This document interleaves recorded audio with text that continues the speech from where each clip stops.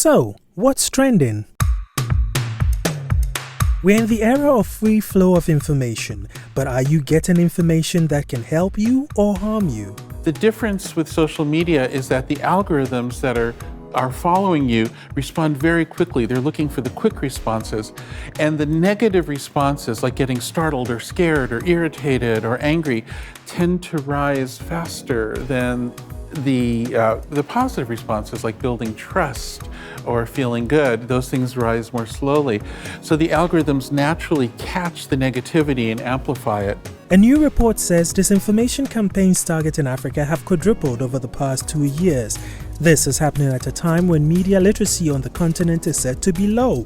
But what is media literacy and how can it help? Media literacy is a form of training that bridges the gap between content creators, content consumers, and the understanding of content or media, online, offline, anywhere. We'll hear from Ismail Akwei, Executive Director of the Media Literacy Development Foundation, on why we need to be media literate and how that can help in the fight against misinformation and disinformation.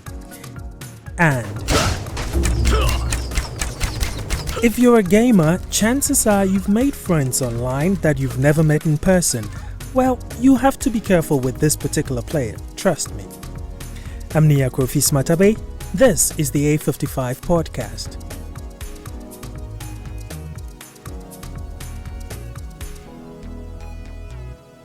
Hello and welcome to a brand new episode of the A55 podcast. I can't believe we just started the second half of the year. That means this show is 4 months old. Thanks to all of you who listen and to those of you who've given us 5-star ratings so far on Apple Podcast and Spotify. We're waiting on the rest of you who haven't rated the show yet. I promise it'll take just a few seconds, so let's give it a go, yeah? Let's set the ball rolling with this proverb from Kenya. Here's Gertrude Davison Tete. Anyone who urinates in a stream should be warned because any of his relatives may drink from the water. Thanks, Gertrude. I was watching television a couple of weeks ago when I saw a story about a company, or should I say an organization, that has been curating everything that has ever been published on the internet since the internet became an integral part of our lives. I couldn't help wondering how much space they'd need to back up all that information. A gazillion bytes, if that's a thing. But that story also took me down memory lane, thinking about when I was a kid, when the early avenues for getting information were through books or the library, television, radio, or the newspapers. But today we live in a time where information flow has become so easy that you could learn about virtually anything without having to open the Encyclopedia Britannica or the Atlas. Wait, am I aging myself? The internet has also created a booming industry, if you like, for people creating and publishing information at will without having to go through the traditional vetting process. For instance, I don't have to send the scripts I write for this show to my news editor for approval, as I would have had to do if I were doing this for a traditional media house. Similarly, influencers on social media and other content creators don't need to submit whatever information they produce and publish online to anyone else for vetting or approval. This raises the question of trust. How can you trust what you hear, not only from content creators like myself, but even from the established media houses? By default, we've grown to believe nearly every information we come across on the internet and in the traditional media space. That has made it easy for bad actors to push lies or disinformation to us, the consumers of media, and to get us to believe whatever they want us to. Well, that is if we fail to do our own due diligence. Ismail Akwei is a journalist and the Executive Director of the Media Literacy Development Foundation. He's been educating young people in Ghana about media literacy, getting them to, if you like, pause to question the information before them, be they the producers of that information or its consumers. Studies show media literacy in Africa is very low, thus making the continent susceptible to misinformation and disinformation. But what's the way out? Ismail joins me shortly with some answers. And just so you know, Ismail is my friend and we've worked together in the past for the same news organization.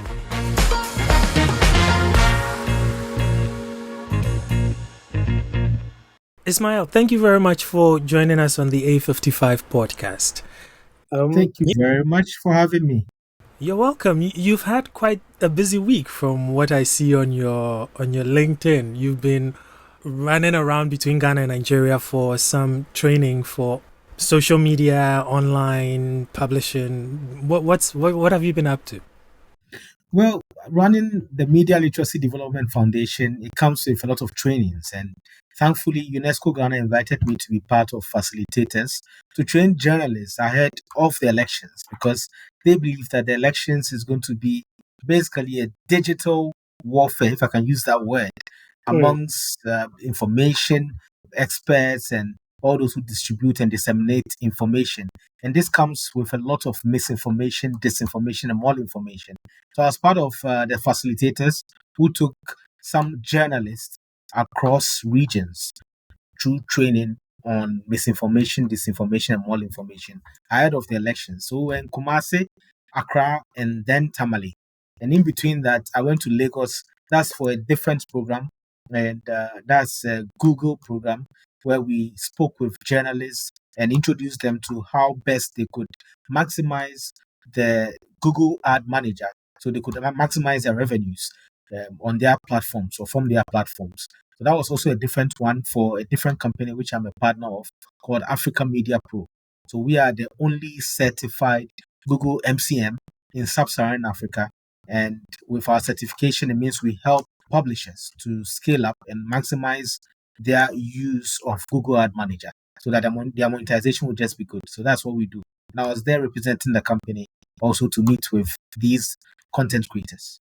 That's interesting, and especially I'm happy to hear that there's some training going on for journalists ahead of Ghana's own elections. Because as we've spoken about on this show a few times already, this is a major election year around the world.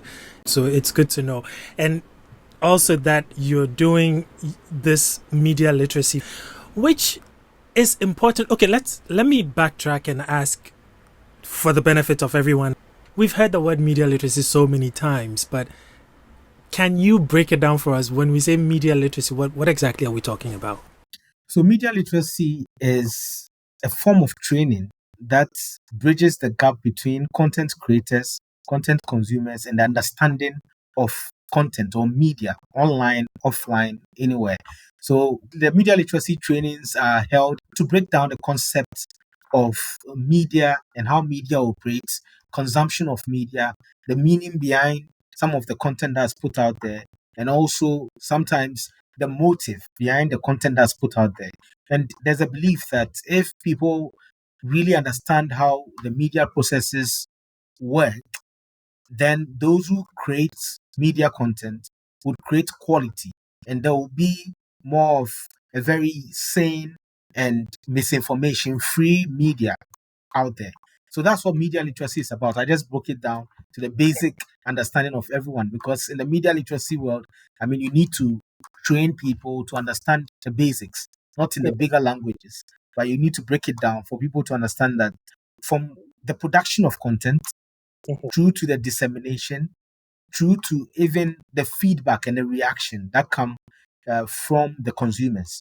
All of it or each of these processes need to be understood by everyone, both parties, for them to now create content that could promote the good of people and not destroy society. And thank you for that, because really, usually when we talk about media literacy, people tend to think that, oh, we're talking about helping people understand how the media, as in us journalists, how we work. But really, it's not just that. That's why I'm happy I asked you to break it down for all of us so that we understand it's a whole process that even includes, I guess I can say it includes influencers on social media as well, because they produce media. And then it also includes those who listen, from children, adults, and all those who consume media. So they also need media literacy training for them to understand what they are consuming and for them to understand where it's coming from, how it was processed, why it was processed, who processed it, and all of that. So without the skills of identifying it, a child will see content online and then assume the content is true. Exactly. Meanwhile, it could be misinformation. So this is what media literacy does. Whilst preparing for our conversation, I came across a study from a report rather from the Africa Center for Strategic Studies. They were saying that there's been a surge in disinformation campaigns targeting Africa, and they've seen the statistics quadrupled between 2022 and this year, so over the past 2 years. And the main actors, some of them they are saying, are those who have links with the Russian government, have links with the Chinese government. Some are domestic actors who are political actors in these African countries themselves. As someone who is training people to be media literate, first of all, let me gauge your reaction to this particular report, and also how best we can deal with this. Well, this is really true because Africa has become a dumping ground for a lot of misinformation by a lot of companies that are in Russia, in China, in the Middle East, and other places who seek clients. They are seeking clients to be able to spread information that will be in favor of these clients. And these clients, most of the time, are politicians. But if you go to Europe, in America, and other places, there are laws that regulate some of these things that come out, some of these misinformations that come out. And these laws are regional based, where you find the European Parliament passing the law, calling on Facebook and other people to make sure their platforms are not used for these campaigns. And in the United States, it's the same. Even TikTok has been called to order. So we've seen how the misinformation campaigns on social media have affected the US presidential election in some way, because a lot of people believe what they see. Then how much more a continent where there are no regulations, a continent where we don't even have any protective measures against those who spread this misinformation. We don't even have the technological skills and prowess to be able to curb some of these information dissemination that is really messing up with how people think and feel and how they react. So with the continent, I know the African Union has recently passed a certain bill to work around some of these things, like to call to order some of these social media platforms, but they were focusing on artificial intelligence. However, country-specific laws are unavailable to track how misinformation spreads through social media to the users in each African country. A few countries are talking about it, but majority of the countries are not even discussing it. It's not even on the table. The parliaments are not discussed. Nobody is really talking about it. And it's serious because a lot of misinformation is all over the websites and the social media platforms. We are consuming them. We think they are true. We are agreeing to them. And it's changing how people think in Africa. So, yes, people share them too. People are sharing them too widely on WhatsApp and other platforms. And nobody is really there educating people that it's not everything that you see online that's true. It's not everything online that you see comes with purest intention, but most of them come with some intention. And looking at the elections that are coming up, of course, it's going to affect a lot of elections if care is not taken. That's why I'm also proud to be part of the UNESCO training, because it needs to start early. We need to get journalists to understand how these things work. We need to get them also to share it with the consumers of news and information, so that we can have an ecosystem that's clean and clear of misinformation, disinformation, and more information. And it keeps going on and on.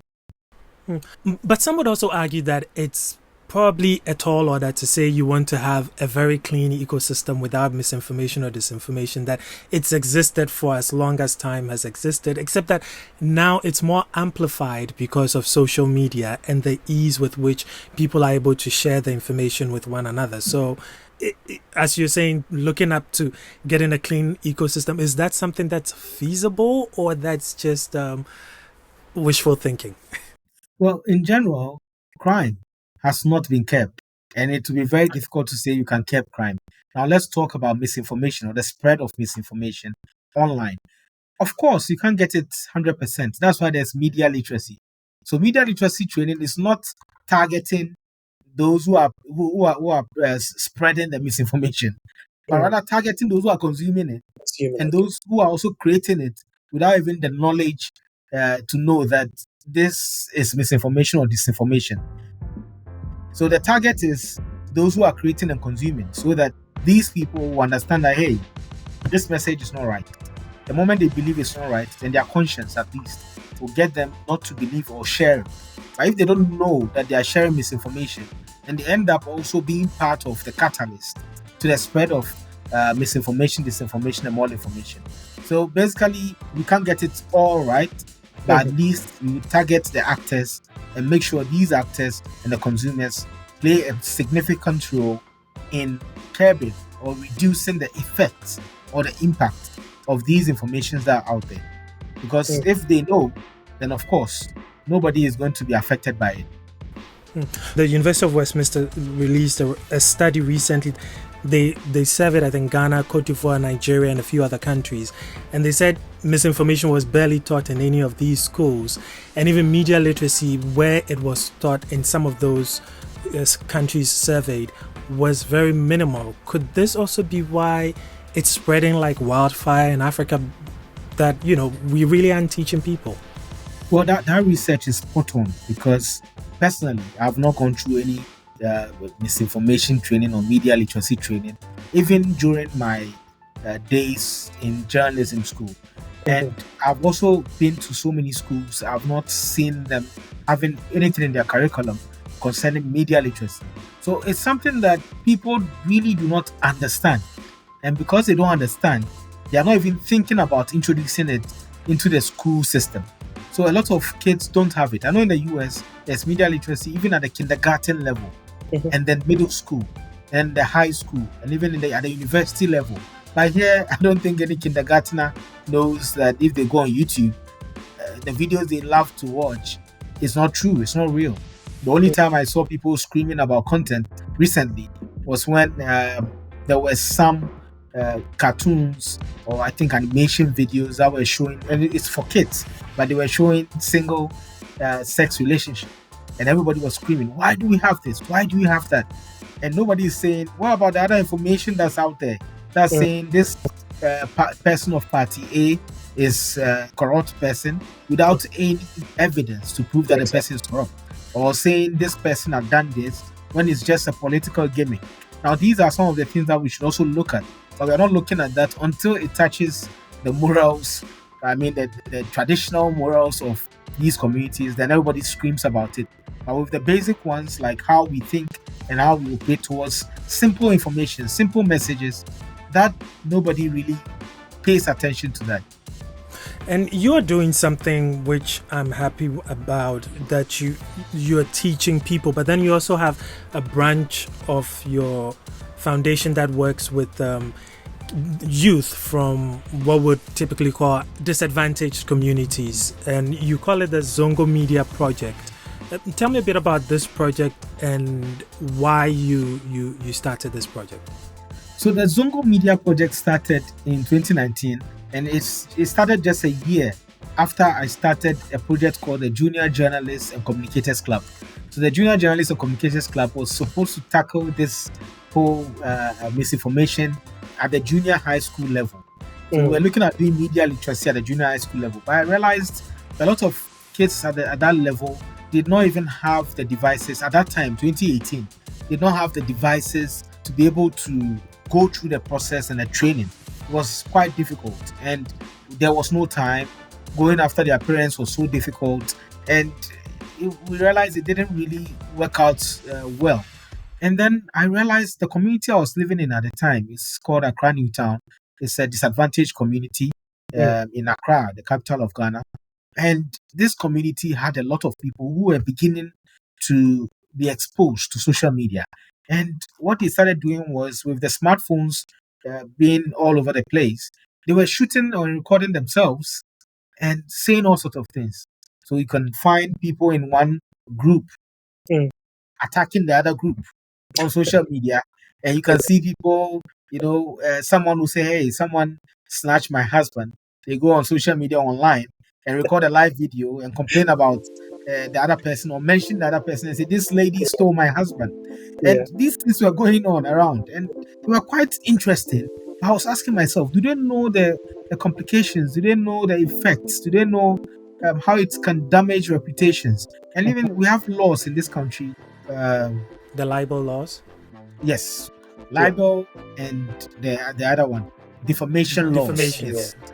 So libel and defamation laws are in place in our constitution, and people go against them. People have been arrested because of posts they've done on social media, but a lot of people don't understand why they were arrested. They think they're just arrested because of the fact that they insulted someone. But why did they insult the person? Why is the law against it? They don't know. So all of these things are part of the media literacy skills that I decided to give out to the people. So I started the Zongo Media Project.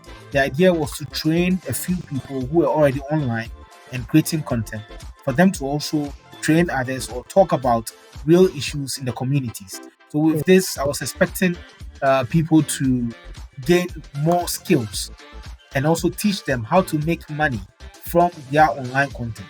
So they could create content for good, not necessarily content to attack people, content to malign people, content to defame people, and all these things. So that was the idea and the concept behind this project. And we've trained a few people, and we are looking at spreading it across the country to a lot of other disadvantaged communities, and then would then move it onto a major platform to make it a bigger project, because we want to tackle almost every facet of the society when it comes to media literacy, from the schools to the communities to the churches to the mosque and all the places where people consume and also disseminate information or create content. Well, you actually just answered the question I was going to ask, which was that do you plan to extend this beyond community of Accra or the community where it started? But yes, so that's the plan. However, we're also looking at spreading it across Africa, because we realize that a lot of African countries are also behind when it comes to media literacy. But we are not going to go there ourselves. We want to partner with other associations or create associations or get locals to create associations, and then they can run these programs after we've given them training. So that's what we want to do, so that people could understand the effects of media that they are consuming and even the media they are creating. And as you said, from the research, Africa is really lacking, Africa is behind. And in the long run, we could create or get governments to create policies that could protect people and push the whole agenda of media literacy. And before we wrap up, though, you recently were named as one of the McCain Fellowship. It's called McCain Global Leaders Fellowship. Global Leaders Fellowship, exactly. You were named as one of them. It's named after the former U.S. Senator John McCain, of course. Yeah. How did you get involved? I mean, how did you become a global leader, if I can put it that way, selected to become a global leader? So I was reading something online, and then it popped up. I saw a call for applications to be a McCain Global Leader.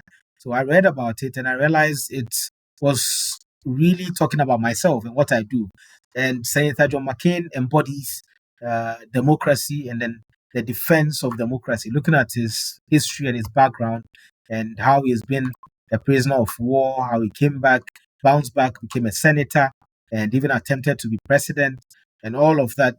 He still held on to the tenets of democracy.